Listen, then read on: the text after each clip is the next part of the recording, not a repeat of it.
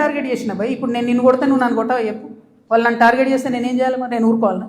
నేనైతే గాంధీ తాతను కాదు, నేను అస్సలే మంచిదని కాదు నేను చెప్తున్నా. నేను కేసీఆర్ గారు అంతా ఓపిక నాకు లేదు, అస్సలే మంచిదని కాదు, నేను ఊరుకోను. నన్ను కొడితే 2 కొడతా ఉల్టా. ఎందుకంటే నా తప్పు లేకుండా కొడుతున్నారు, నా తప్పు లేకుండా మాట్లాడుతున్నారు. అది కరెక్ట్ కాదు కదా.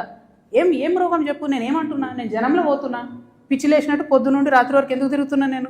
ఐ వాంట్ టు అండర్స్టాండ్ ఏం జరిగింది. 10 ఏళ్ళు బీఆర్ఎస్లో, 2 ఏళ్ళు కాంగ్రెస్లో, ఏం జరగలే. నిన్న పోయినాం, ఆ నల్ల నీళ్ళు, అది ఎంత బాధ అనిపించింది చూస్తే. ట్యాప్లో డ్రైనేజ్ వాటర్ వస్తాయని ఇప్పటికి కూడా హైదరాబాద్ మహానగరంలో. ఇంకా అంత అందమైన నగరానికి కేటీఆర్ గారు నేను ఇట్లా చేసినా అని, ఇప్పుడు రేవంత్ రెడ్డి గారు గ్లోబల్ సమిట్ పెట్టి నేను ఇట్లా చేసినా అని ఏం లాభం చెప్పు?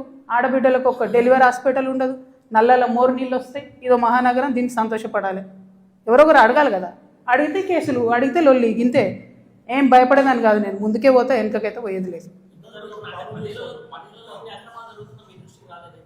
వస్తే లొల్లెందుకుంటుండేనే?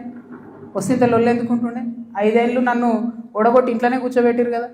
వద్దంటే బలవంతంగా ఎమ్మెల్సీ ఇచ్చిర్రు. నేను అప్పటి కూడా అడిగిన, నాకు ఎంపీ క్యాండిడేట్గా నన్ను డిక్లేర్ చేయండి, నేను ప్రజల మధ్యలో ఎక్కడైతే ఓడిపోయినా అక్కడే ప్రజల ప్రేమను గెలుచుకుంటా అని చెప్పిన.